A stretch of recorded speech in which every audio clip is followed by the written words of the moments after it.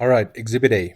In the same way Russian royals got their people hooked on fermented potato juice to keep them subservient and extract money from them, the US is using processed sugar to dull us and sicken us into being more easily manipulated. Studies show sugar causes everything from less intelligence to heart disease to bad skin to diabetes and so on. It is slowly but surely hurting us, and humans would be better off without it. But the government not only allows this stuff to be sold to us in everything, but they even use our tax money to incentivize farmers to grow sugar crops. They are using our money to make us sick enough to be exploited by health insurance and big pharma and dumb enough to keep us under their control, all while making billionaires of the sugar company owners using our tax money. Refined sugar is the greatest mind control substance. It's not too harmful like fermented potato juice, and it's still effective enough to put a cap on our intelligence to just follow orders and not be smart enough to care about our well being. Using bad things to make money off people is something bad people do. Our government is doing bad things to us, and it's time we brought them to justice. And it's time we got off the bad thing they gave us. Show the government you aren't little kids they can bribe with sugary treats and stop buying junk food, fast food, and sugary drinks. The only comfort you should feel from food is nutrition. Food can taste great with spices and sauces. You don't need sugar or deep fried oils. Fruit drinks are delicious, and so are teas for the cold winters. Just be careful with your produce because everything in this country is tainted and nothing is without its scam. Try to minimize the dangers being done to your healthy foods as best as you can. Exhibit B. The US is a nation that champions being a capitalist, but it doesn't teach its citizens to be capitalist. Instead, public schools teach us to be workers who get unfairly treated by capitalists, who get taxed the most to the point where a corporation gets better tax breaks than a human. We are purposefully being indoctrinated to be subservient to capitalists, all the while pretending that Americans are prosperous because America is prosperous. America has been monopolized by the rich. They get the lion's share of the wealth, and we get the tax burden. Elon Musk used our tax money to help his company Tesla, but the taxpayers never saw a dime in return. We essentially invested in Tesla and saw nothing in return while Elon became the richest man alive. And now he got the opportunity to take people's tax money away from the taxpayers who really needed help.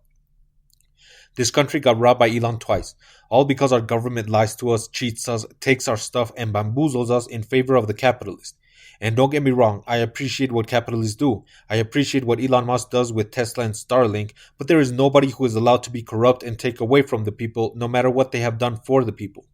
Not even Jesus Christ, who opened the gates of heaven to humanity and rescued everyone from a bad place, has a right to be corrupt, because nobody has that right. It's time the government stopped using the education system to waste our time, youth, and creativity just to turn us into overworked and underpaid employees, and stop allowing white collar bad things to happen with impunity. And if they don't, it's up to us to stop spending money on things we don't need. I know the system is designed to make us consumers, but anything we can do to take back our power is enough. It's going to take creative thinking, which is exactly what they have tried to rob us of by using sugar, but we have no choice. There is no hero coming to save us. There is no time when things will be better. We have to take action for ourselves, even if the government is working against us, because this will be the last chance we get. Technology is being used to keep the masses under the influence of the elites, and it's only going to get worse with AI. We will not be able to stop them if they can get to the point of total control with AI. Exhibit C. When it came time for the Department of Justice to serve justice to the bankers who caused the 2008 financial crisis, they decided only one person should go to a white collar jail for 2.5 years. That was the punishment given to the people who misled us into the brink of economic collapse. The only thing we have to maintain stability on this civilization is the law and the economy. They basically almost did one of the worst things to human civilization, but because we taxpayers bailed them out, the world was saved. You'd think we could get help from the government, but instead they decided that the banks should only get fined. Now financial bad things are the norm in the banking industry. They take part in any cheating they want because they know the government will only fine them a fraction of their profits, and the real world bad things they subsequently caused will never reach them with their horde of lawyers. It is said that what the bankers did with the housing market is what they are currently doing with debt.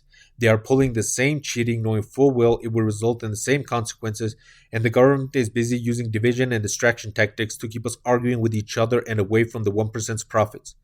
I wish I had an answer to this problem, but the world runs on debt. It has allowed us to create much more than what we could have possibly done without it, and now we are too dependent on it to abandon it.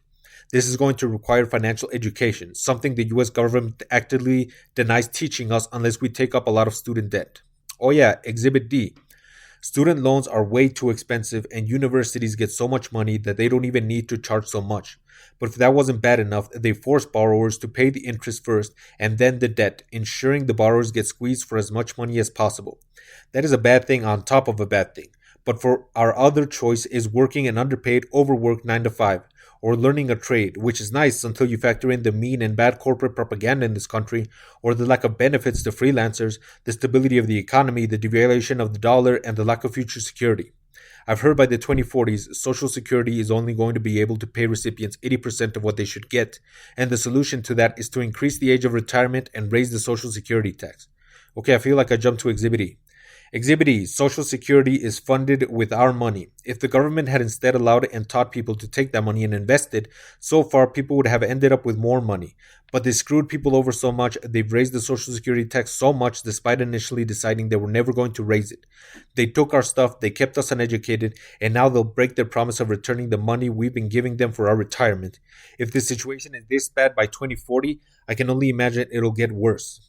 If I retire when I'm 70, which is too old to be barely retiring, it'll be the year 2063. Between climate change, pollution, and economic uncertainty, I don't see how I'm going to be able to retire. I'm convinced the government has been lying about retirement for ages, considering I'm currently working with people who are so old it's heartbreaking. They look like you can barely stand up, let alone stand up for hours. And inevitably, they can't take it. They have to sit down, and you can see it on their faces. They are miserable. I'm going to end things here because I'm getting sad. So thank you all for your time, and may God help us all.